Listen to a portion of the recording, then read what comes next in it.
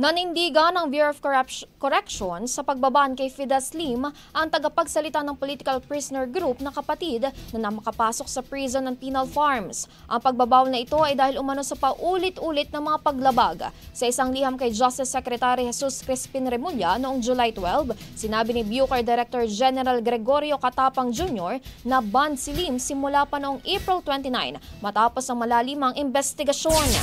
May mga nagawa kasi umano itong instances ng defiance o arrogance and disruptive conduct sa mga corrections officers mula February 2024 hanggang October 2024. Aning Catapang, may mga procedures na kailangan sundin sa pagbisita sa PDL. Kailangan anyang mapanatili ang kayusan at pagsunod sa mga protocol sa correctional system upang matiyak ang ligtas sa lugar para sa mga staff at PDLs. Ang bahaging ito ay hatid sa atin ng Yummyvit ES3 Syrup. Simulang tuparin ang pangarap ng iyong anak. And stunting now!